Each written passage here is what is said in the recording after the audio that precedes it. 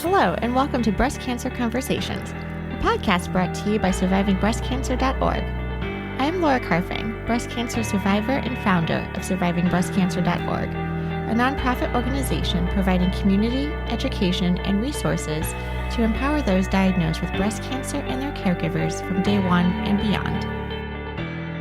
Hey everyone, welcome to another episode of Breast Cancer Conversations. I am so glad you guys are tuning in week after week and just showing the love. I want to give a quick shout out and some updates before we get started in today's episode. We have a new feature on the podcast. So, for example, if you love this episode, you can go into the show notes and literally click love this episode, send us a text. And this is a way for you to share fan mail with us here at the studio for Breast Cancer Conversations. So you can share a note, tell us what you liked about the episode, ask us questions. Your identity is totally protected. I don't have your phone number. I don't have your email. I just get your fan mail delivered to us here at the studio, and I will give you a shout out in next week's episode. I would like to share some quick fan mail that we recently received from last episode. Someone from Portland, Oregon shared with us, "Thank you. I'm having a challenging day and listening to this episode, first time listening, and I felt less alone and more okay with how I am feeling. I will definitely be listening to others." Thank you so much, Portland, Oregon. So great to hear from you, and hopefully you continue to tune back in, and so glad to give you a shout out on today's episode.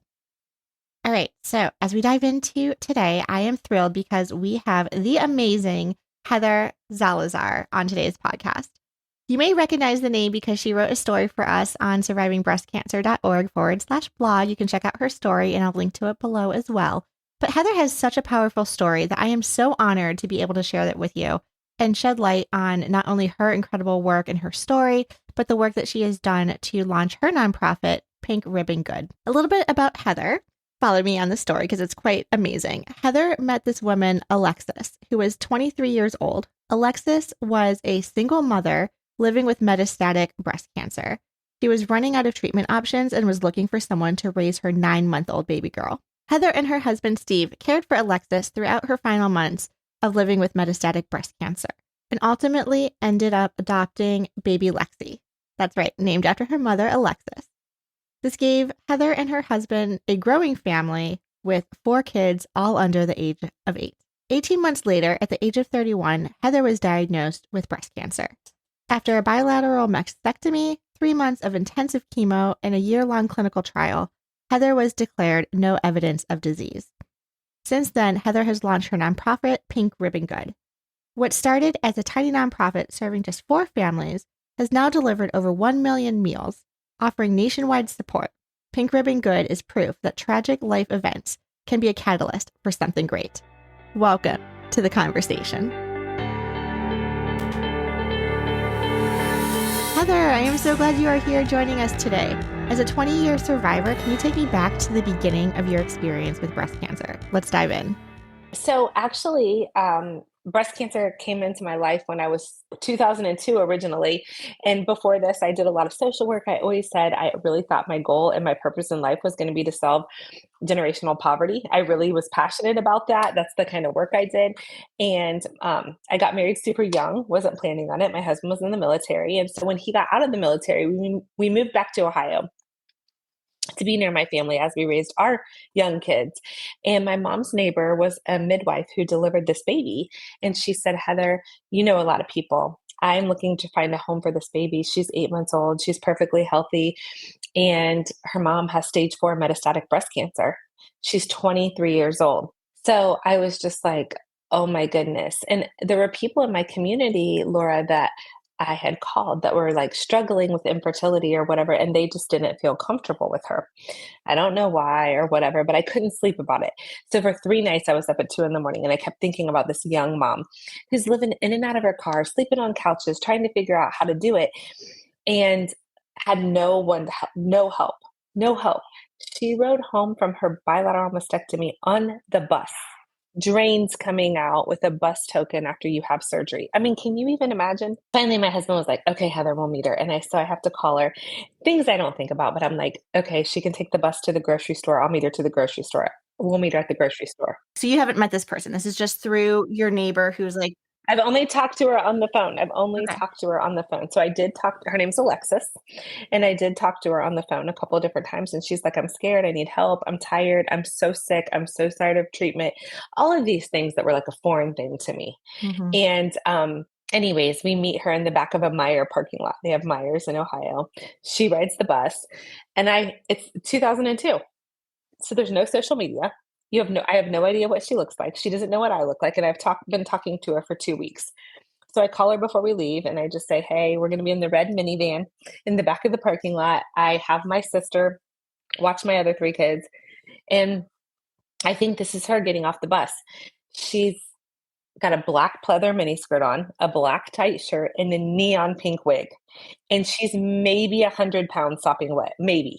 But she walks, Laura, like with authority. Like she had been dealt a rough hand and she was going to handle it. So I'm sitting there, my stomach's in knots. I can't wait to see her. Like I just can't wait to give her a hug.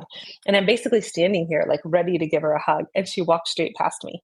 And she walked straight up to my husband and she said, I am dying. And I need my baby to have a better life than I did. And I need you to help me. Oh my God. So his heart melted in a puddle, and that was it. The next day, we started the adoption process for Lexi. And that night, so her mom's name is Alexis, and Lexi was named after her, Alexis, but we call her Lexi. And so we went in, bought her some groceries, took her home, and the next day got an attorney. 5 weeks later, we had full legal custody of Lexi, but we didn't change her name or do anything like that while we were taking care of her mom. She wanted us to, but I think it was really hard for my husband. He really wanted to respect her. And we spent the next year for Lexi to spend time with her mom as much as she could. And Great. starting the next week, we started taking Alexis to treatment. And so it's the first time I had, I always say I was 30, so I wasn't, or 29 or something. I wasn't lifestyles of the rich and famous, right? But I always had insurance. My husband always had a job. And so we walk in and they're like, oh, you decided to show up today, to Alexis when I bring her. And I'm just like, oh my God. And I'm thinking, she has no car. She's coming in a bus. Like, I don't know. I just can't believe this is how you talk to people. And I think we've come a long way in health equity. I do, but I think we have so much further to go too. And so I just remember sitting there with a pit in my stomach, having no idea what to expect. Mind you, I have all four kids with me, and they say the chemo is going to be 8 hours because by the time she got Benadryl, she was on, and I remembered her being on Herceptin. How crazy. And so I would just take her and then we would go to the park and she would just be like, I'm going to sleep. Please don't leave me. Please make sure you pick me up. I need to make sure I have a ride. Please don't leave me. And I'd be like, I'll be back. I'll be back. And so we did that every 2 weeks for a long time. And we took her and it was just a whole different experience for me. And What a godsend you are. we loved her. And she passed away a few weeks after she turned 24. And to this day, it's the hardest thing I've ever witnessed. And think about all the work we do in cancer. She was scared. She didn't want to die. She wouldn't sign a DNR.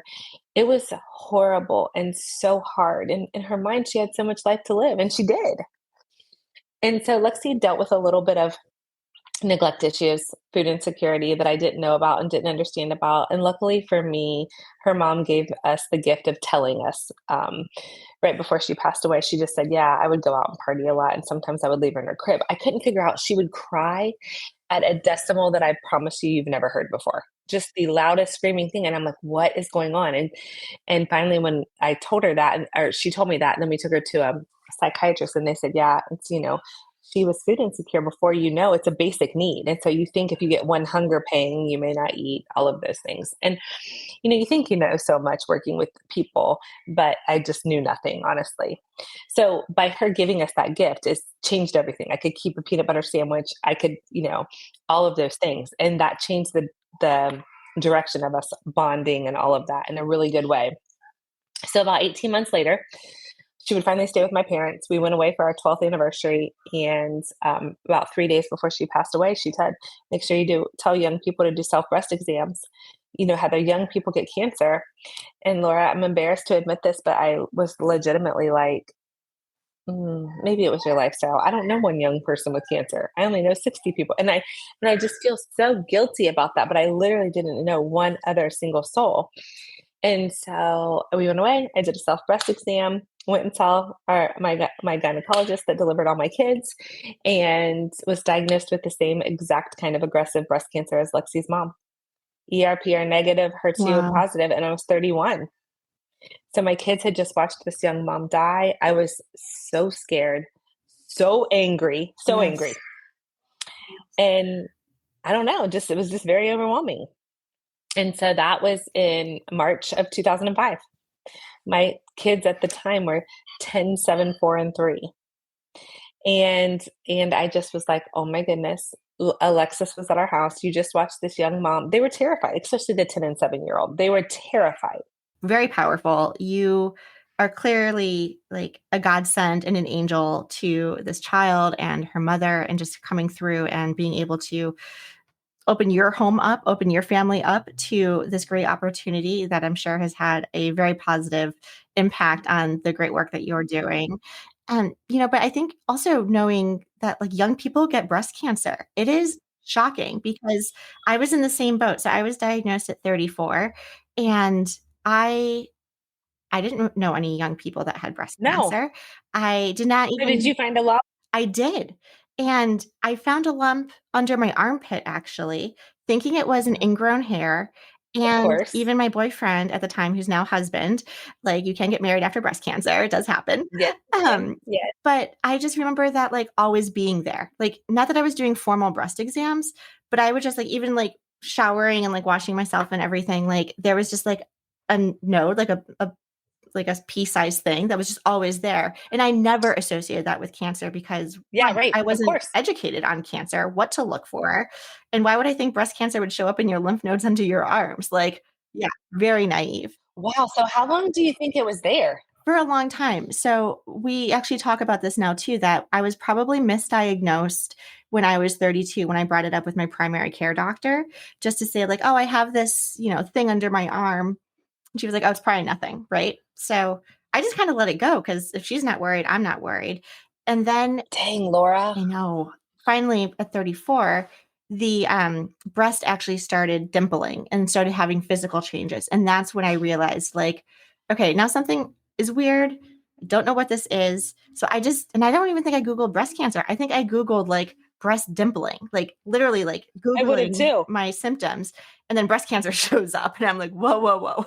What is this? And how fast did you get in to see them and everything? Very fast, luckily. So, I was able to make an appointment with my primary. She ordered a mammogram. And even at that time, too, she was, just to be sure, we'll just get a mammogram. It wasn't like, Oh yeah, like my doctor was like, Heather, there's no way. right, There's no way.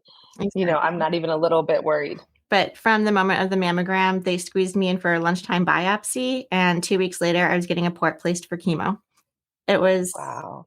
wicked fast. And so your boyfriend became your husband after that. So he stuck by you. He did. He came, this is pre-COVID, he came to every single doctor's appointment. So I'm just so lucky and so fortunate. And I think, not just to be like a life partner and a co-equal partner with everything that we do, but that gave him insight into the breast cancer world, into the work that we're doing Of course. as the nonprofit, the role of the caregiver, and then also how to support me because, and I don't know how it was with you, but like, by the time I'm like talking to my doctors about all my side effects and symptoms, I'm just exhausted. So Oh yeah. he became such a great advocate to say like, oh, by the way, do you want to mention like A, B, and C that happened last week also? Or, just like the trauma that we're dealing with. I know. It's overwhelming and we're very lucky. I mean, I had a great husband and Yes. he took amazing care of me and took amazing care of the kids. And he was better with them than I was as far as he was just very honest with them. Like he didn't guarantee them for sure that I would be okay. He was very honest with them at the age appropriateness they were. I was going to say, so like with the ages from 3 to 10 at the time, how did you share the information with them? Yeah, I was like, even though like I've always been like so bubbly and so this, I got really quiet. Yeah. I sat there, he shared it with them. They asked questions and So I everyone together, like remember, all the kids. yeah, Mhm. all four of them together. And I don't remember it. We were in the sunroom. The kids remember it better than me. Sure. And then I remember Caleb saying, "Are you promise, she's not going to die?" And Steve said, I can't promise that. We're gonna fight really hard, and we think it's early, but we can't promise that. Right. And that was so hard for me. But I do think, as you know, there's so many people that we've worked with. I think honesty is so important. I do think sometimes kids are blindsided because maybe it's not always a clear picture. Yes. And that is something resounding that we hear all the time. And I'd love to have you back as we do like more information on like how to talk to your kids about breast Oh, I cancer. would love that. And Um, I think it would be yeah. great if my husband and I did it together because Oh, he does a great we job. would love that And too. we use him sometimes when we do breakout sessions because he was good. Yeah. Oh, that's amazing. Resounding comment that we always hear, whether it's from, the adult kid or, the 10-year-old, the teen, was just like, I wish they had told me. Because I think Mhm. also just like when Kids also know. they do. They know when you go into the other room. They know when your voices get quiet. They know like all Quiet. of these little Yep. things and they hear everything. So like you might 100%. as well bring them into the journey with you. Agreed. Yeah. Agreed. Okay, so we got the backstory. We already are going to like rebook you to have you and your husband back on the podcast, but let's fast forward to Pink Ribbon Good.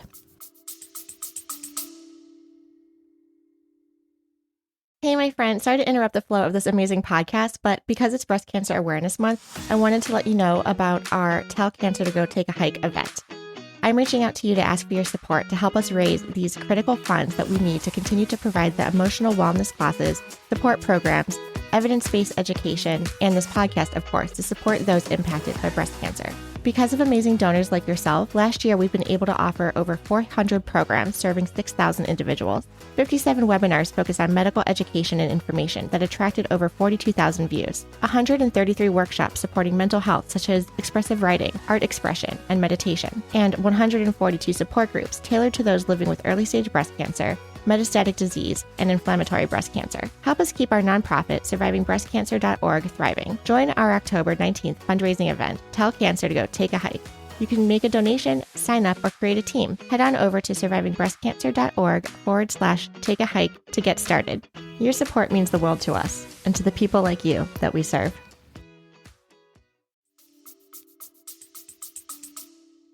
I wanted to go back to social work. I never wanted to do anything on breast cancer. I hated the pink ribbon, Laura. I hated it. And I just was so worried that the other shoe would drop and I thought it was going to kill me. So I was just like, no, no, no.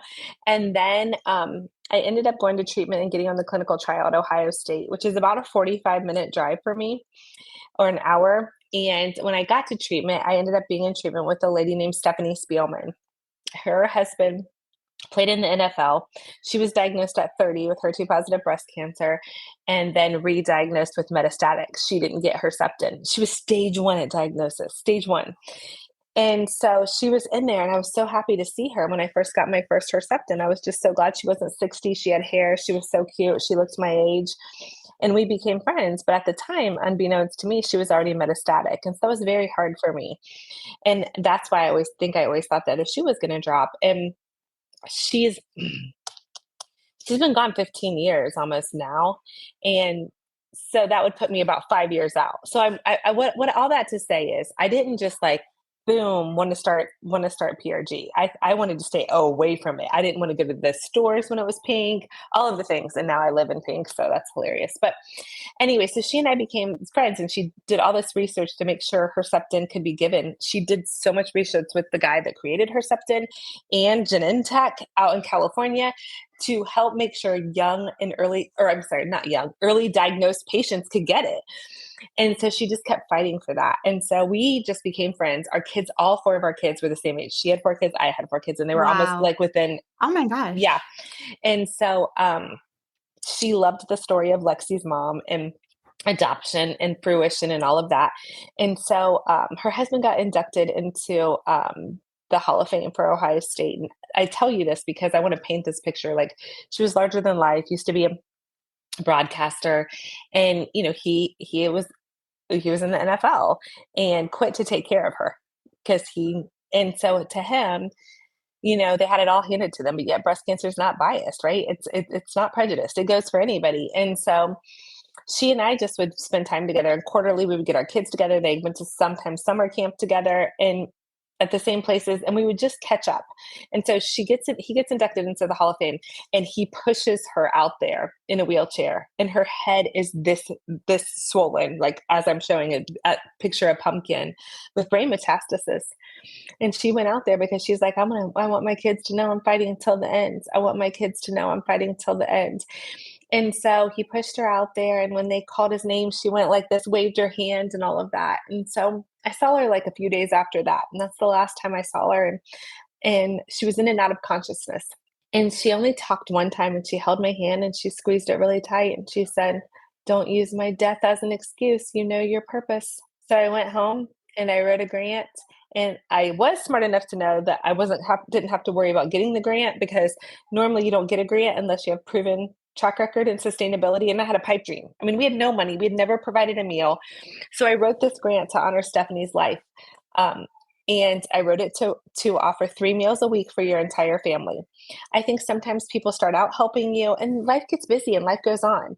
But still, no matter what, in most cases, and we talk about this all over the place, the mom still is the nucleus. And so in a lot of ways. And so the moms would want to make sure their kids would be fed or whatever. So I wanted it to be for the entire family. I wanted house cleaning. That's what my husband's job did for me. And it was game changing. That's changed since COVID. We do like cleaning products, and then rides to treatment and peer support. The rides to treatment, Laura, were so hard. And so I was like, oh, we'll never get it. I wrote the grant, click, checked it off my list. And then I was like, maybe I'll just go get a part-time job somewhere. I don't know. And so I got my first speaking. Someone asked me to speak to young women on campus at University of Dayton to talk about young women getting breast cancer. So that I was there speaking. And I this had to be like 2000. I don't even know when, but I had a BlackBerry. That's how long ago. And I remember I got to the car and I had 31 text messages after the speaking that PRG, Pink Ribbon Good, was on the Ellen DeGeneres show and won the grant from the billionaire. He picked 20 nonprofits. What? That's how we started. It was a $45,000 matching grant. I wasn't even worried about it. I didn't even watch. I totally forgot about it. Like I was like, there's no way we're getting this grant. So he picked 20 nonprofits, and you can only have one per state. And he would give $45,000, and it was matching grants. So when I wrote the grant, I wrote the budget for $100,000. I didn't know if that was accurate, not accurate. I wanted to work 10 hours a week, and I wanted to know every single patient. I wanted to sit with them. I never thought it would be like this, right? I also thought Lexi's mom, Alexis, was an anomaly. I had no idea we had such an issue with food insecurity and ride insecurity. As crazy as that sounds, I didn't know. And so that was 2012. And in 2013, we started serving meals out of the back of my newly donated PT Cruiser. And I basically went to a chef, asked him to create these meals, and then we were delivering them in Sam's bags, like insulated Sam's bags. Okay. And they were defrosting, Laura, before we could get to people's houses, because we were driving all over these cities, like picture like Boston, and then 45 minutes from Boston, and then 45 minutes from there. And so in month 4,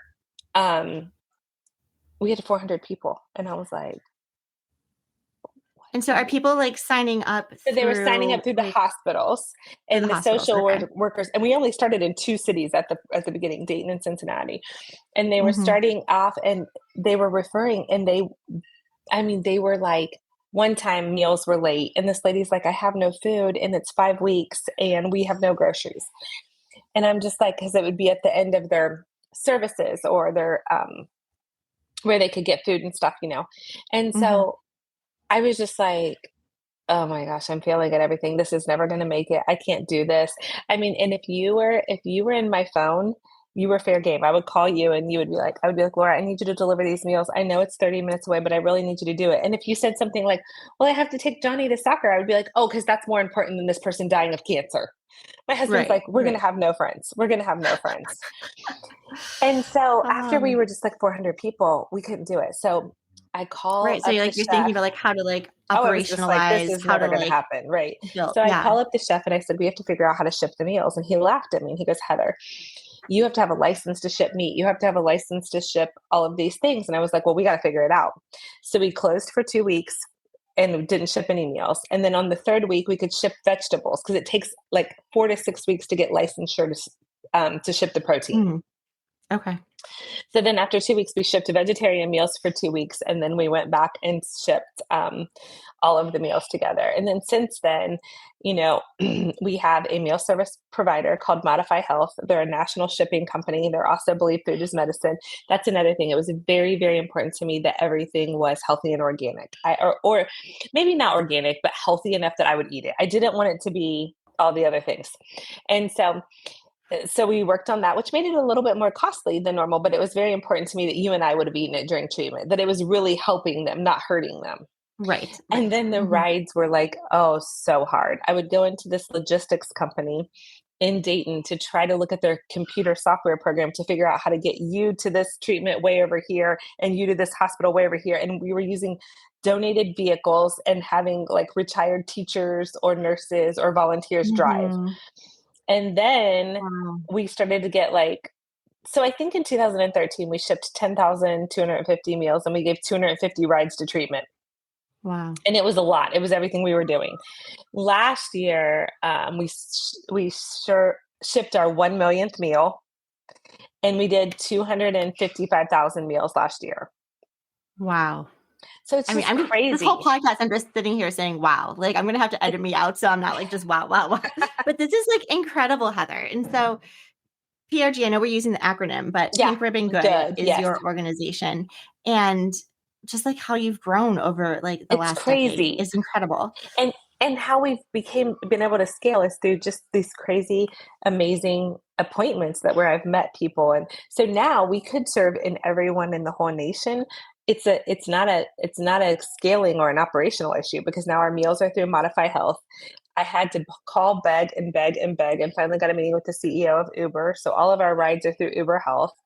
Our cleaning products are toxin free, and through Branch Basics, they partner with us. And then we had somebody make and customize this amazing vacuum, nicest vacuum I've ever had, and it's under 8 pounds, so you can do it after a mastectomy, and that they get all of those every time they're diagnosed. And then I'm very what do you call it? Extroverted, obviously, so COVID was not easy for me. And but the silver lining in COVID was that we put a lot of our peer support virtually. And so we have people that get online to our peer support events 37 states and 37 states. We've onboarded clients in 34 different languages. It's crazy. Crazy. It's definitely a team, that's for sure.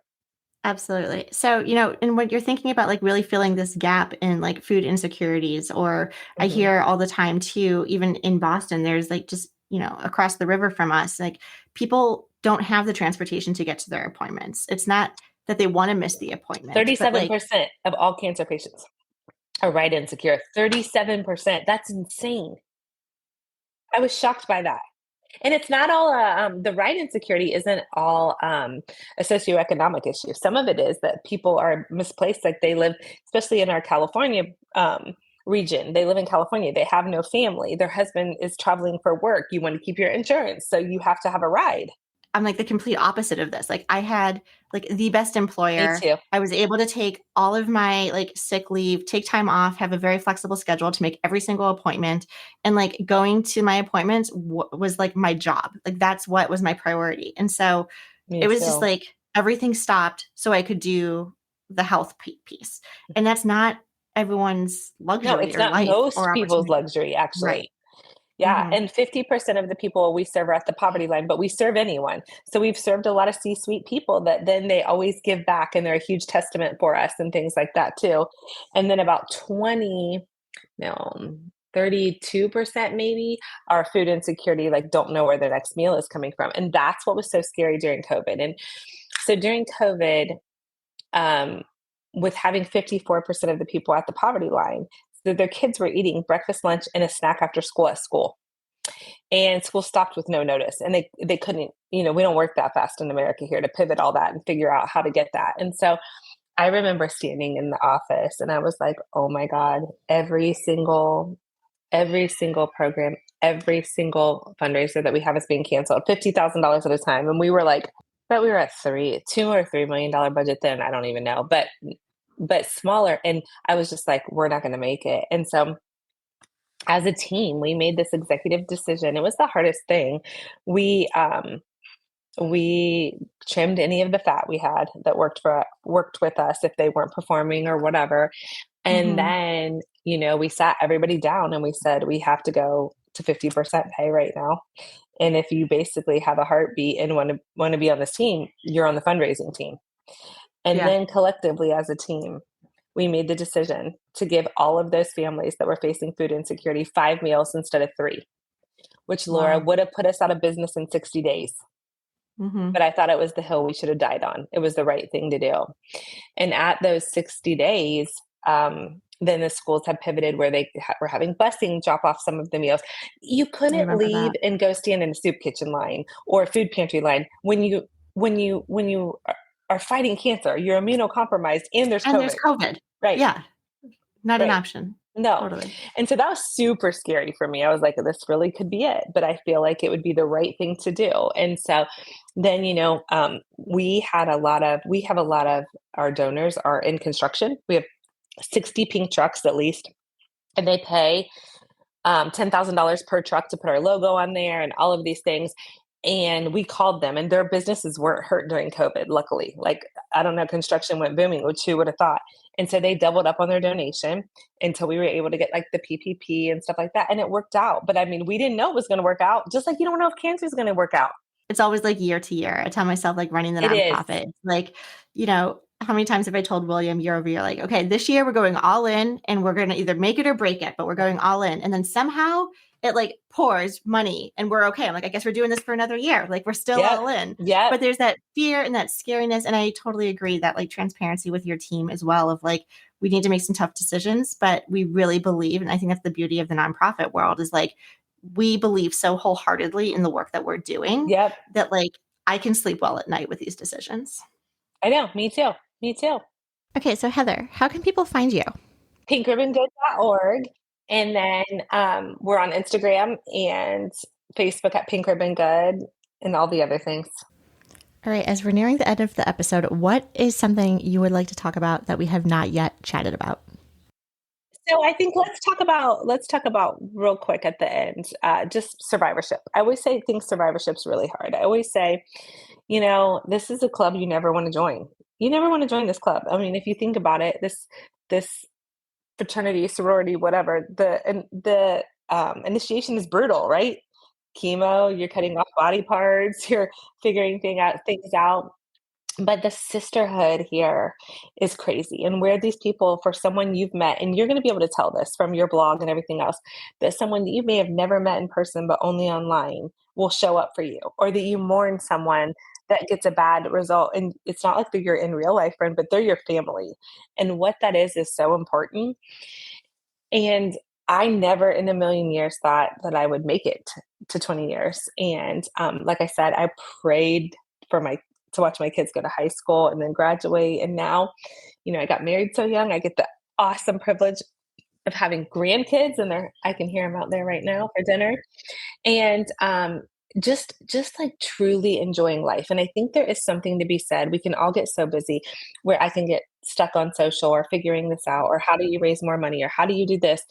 I think it's so incredibly important to try really hard to be present. I think one thing that our metastatic survivors teach us is that they live in the moment. They don't sweat the small stuff. They don't. They don't think about, oh my gosh, am I going to get in the pool and get my hair wet? Well, if they have hair, they're like, no, I'm going to go play with my kid because I might not be here next year. And we really should all live like that.